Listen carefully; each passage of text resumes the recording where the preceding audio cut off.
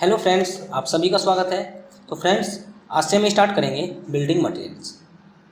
आप सभी जानते हैं बिल्डिंग मटेरियल एक मोस्ट इम्पोर्टेंट सब्जेक्ट है।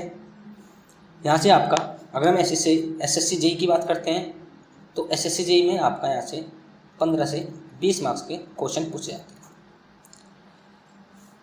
सबसे पहले हम पढ़ेंगे दोस्तों स्टोन्स, या फिर आप बोल सकते हैं रॉक्स। यहाँ से भी आपके 2 से 3 क्वेश्चन देखने को मिल जाएंगे।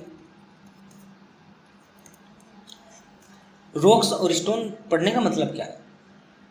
बिकॉज ये आपका एक कंस्ट्रक्शन मटेरियल है।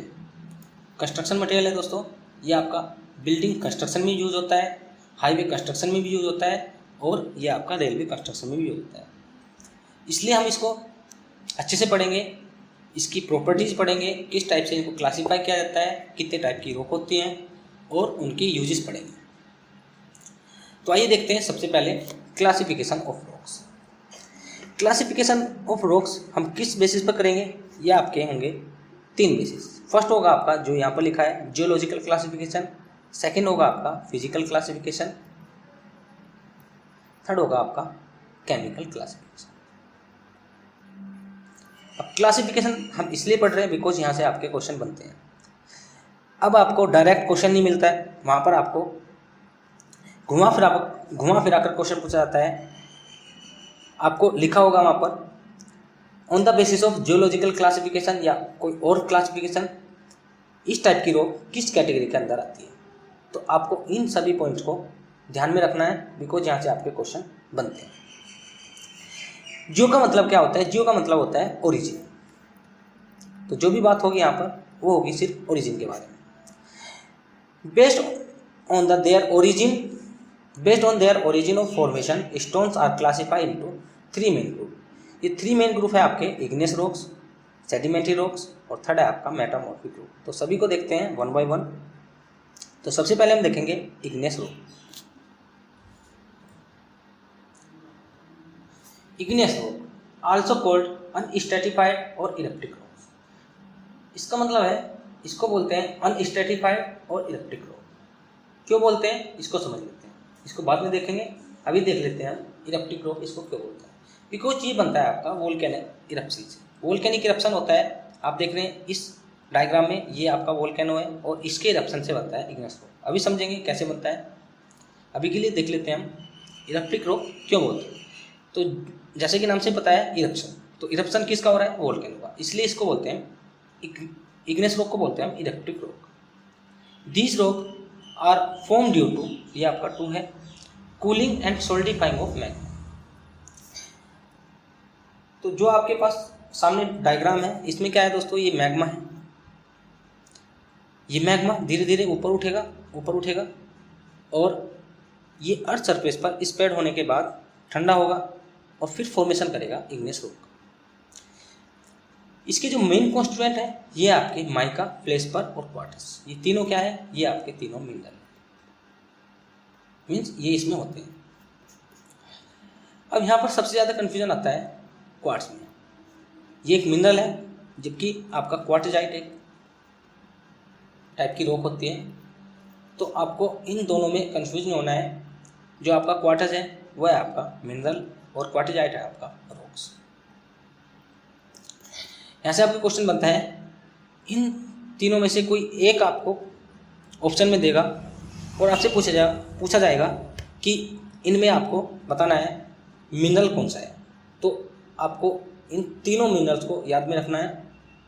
अब आगे चलते हैं इनके एग्जाम्पल की ओर। एग्जाम्पल देख लेते हैं जो कि मोस्ट इम्पोर्टेंट है। सबसे पहले आता है दोस्तों granite, basalt, then trap, gabbro and andesite. ये 2 आज तक नहीं पूछे गए हैं, बट आपके क्वेश्चन कहाँ से बनते हैं? ग्रेनाइट और बेसाल्ट से। जो क्वेश्चन बनते हैं आपके, वे बनते हैं आपके ग्रेनाइट, बेसाल्ट और ट्रैप से। सभी को देखते हैं 1 बाय 1, इनकी प्रॉपर्टीज क्या होती है, किस टाइप से इनका फॉर्मेशन होता है। तो दोस्तों जो ग्रेनाइट है आपका, ये एक टाइप का इग्नेस रॉक है। ये कैसे फॉर्म होता है? It is form due to slow cooling of lava under thick cover inside the earth. इसका मतलब है जो आपका क्रस्ट है उसके नीचे जितना भी लावा होगा ऊपर उठेगा, उठते टाइम ये क्या होगा दोस्तों, ये ठंडा होता जाएगा और इसी दरार में ये जम जाएगा, जिससे फॉर्मेशन होगा आपका ग्रेनाइट रॉक का। अब देख रहे हैं इसको इनफ टाइम मिल पा रहा है, जिससे इसमें क्या होता है दोस्तों, hence they have crystalline texture, means इसमें क्रिस्टल डेवलप हो जाते हैं। इनफ टाइम क्यों मिल पा रहा है, बिकॉज यहाँ पर आपका हीट होगी, ऑलरेडी हीट होगी, और इसमें ये जो ठंडा होगा मीन्स कूल होगा, तो ये जल्दी कूल नहीं होगा, इसको काफ़ी टाइम लग जाएगा, जिसके कारण इसमें क्या हो जाता है, क्रिस्टल का फॉर्मेशन हो जाता है। तो यहाँ से आपको क्वेश्चन पूछा जाता है कि जो ग्रेनाइट होता है उसका टेक्सचर कैसा होता है, ये आपका होता है क्रिस्टलाइन नेचर का। Granite is compose mainly of quartz, felspar with minor amounts of mica, amphiboles and other minerals. इसमें आपके क्या क्या मिलते हैं, ये आपका होता है क्वार्ट्ज, फेल्सपर और अदर मिनरल्स इसमें पाए जाते हैं। तो आपको ध्यान में रखना है क्वार्ट्ज और फेल्सपर। आगे चलते हैं सेकंड है आपका बेसाल्ट एंड ट्रैप। ये कैसे बनते हैं दोस्तों, ये बनते हैं आपके due to rapid cooling of lava on the earth surface. जो भी आपका लावा है वो बाहर आएगा, बाहर आने के बाद स्प्रेड करेगा अर्थ सरफेस पर और धीरे धीरे ठंडा होगा और फॉर्मेशन करेगा दोस्तों आपका इग्नियस रॉक का, जिसको बोलेंगे हम बेसाल्ट और ट्रैप। आप देख रहे हैं ये एटमॉस्फेयर के कांटेक्ट में है, तो ये अपनी हीट को जल्दी से एक्सचेंज कर देगा, ट्रांसफ़र कर देगा टू दी एटमॉस्फेयर, और जल्दी से ये आपका कूल हो जाएगा as compare to granite, because इसमें भी आपका टाइम लगता है। बट अगर हम कंपेरिजन करते हैं ग्रेनाइट और बेसाल्ट एंड ट्रैप में, तो ये जो आपके दोनों रॉक हैं ये जल्दी बन जाती है एज़ कम्पेयर टू ग्रेनाइट। इसलिए इसमें आपका कोई भी क्रिस्टलाइन नेचर नहीं होता है, मीन्स इसमें कोई भी क्रिस्टल का डेवलपमेंट नहीं होता है। अब आगे चलते हैं। Igneous rocks are 3 types, means जो आपकी इग्नियस रॉक है उनको फर्दर हम क्लासीफाई करते हैं 3 टाइप से। फर्स्ट है आपका प्लूटोनिक रॉक्स, सेकेंड है आपका वोल्केनिक रॉक्स और थर्ड है आपका हाइपरबेसल। जो प्लूटोनिक रॉक्स होती हैं ये होती है आपकी below earth crust, also called instructive rocks.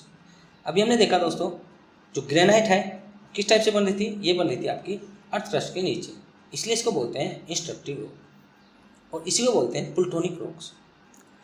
आगे चलते हैं second number volcanic rocks. Volcanic rocks किनको बोलते हैं, ये होती है आपकी extractive rocks like basalt and trap. जो ट्रैप और बेसाल्ट है किस टाइप की है, ये आपकी एक्सट्रैक्टिव रॉक है, बिकॉज ये आपकी बाहर बनती है। थर्ड है आपका hypabyssal rocks between plutonic and volcanic rocks like dolerite. इसका एग्जांपल है आपका डोलेराइट, ये आपकी किसके बीच में बनती है, प्लूटोनिक और वोल्केनिक के बीच में, इसको बोलते हैं हाइपरबेसल रॉक। ये हुआ हमारा फर्स्ट क्लासिफिकेशन के अंदर इग्नियस रॉक। अब आगे देखते हैं हम सेडिमेंट्री रॉक्स। सेडिमेंट का मतलब क्या होता है, सेडिमेंट का मतलब होता है दोस्तों छोटे छोटे कण या छोटे छोटे स्मॉल पार्टिकल्स जो under the action of gravity settle हो जाते हैं, उनको बोलते हैं हम सेडिमेंट्स। अब क्या होता है दोस्तों, ड्यू टू वेदरिंग एक्शन, ये आपका वेदरिंग है, of water and frost existing rock disintegrate, जो आपकी पहले से जो बनी हुई रॉक है वे डिसइंटीग्रेट होती है, किसके कारण, वेदरिंग एक्शन के कारण। जैसे कि आपका वाटर हुआ, फोस्ट एक्शन हुआ, विंड हुआ, इनके कारण क्या होता है, उनका इरोजन हो जाता है सरफेस पर। जैसे कि आपका वाटर है और वाटर फ्लो हो रहा है, तो इसके बीच में जो भी रॉक होगी इसकी सरफेस से ये क्या होगा दोस्तों, फ्रिक्शन के कारण इसका इरोजन करेगा और इनसे आपके पार्टिकल बनेंगे, पार्टिकल इसके फ्लो में आगे जाएंगे और धीरे धीरे सेटल हो जाएंगे। फिर इसके ऊपर दूसरे पार्टिकल आएंगे, ये फिर सेटल होंगे। क्या होगा दोस्तों, ये अपने ही मास के कारण दबते चले जाएंगे और फॉर्मेशन करेंगे आपका सेडिमेंट्री रॉक्स का। ये होता है आपका sedimentary rock. The disintegrated material is Caird by wind and water and deposit. तो जो आपका डिसइंटीग्रेटेड मटेरियल होता है वो किसके हेल्प से जाता है आगे, ये जाता है आपका विंड और वाटर की हेल्प से, और ये डिपॉजिट हो जाते हैं किसी एक प्लेस पर। The deposit layer is get consolidated, जो आपकी फर्स्ट लेयर है इस सेकंड लेयर से क्या होगा दोस्तों, इसका वेट आएगा तो ये कंसोलिडेटेड होती है, मीन्स ये दब जाती है और फॉर्मेशन करती है आपकी सेडिमेंट्री रॉक्स का।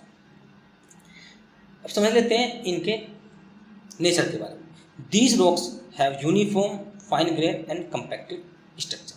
इसका मतलब है जो इसका टेक्सचर होता है वो यूनिफॉर्म होता है, फाइन ग्रेन्ड होते हैं इसमें, और ये कंपैक्टेड होता है, वेल कंपैक्टेड होता है।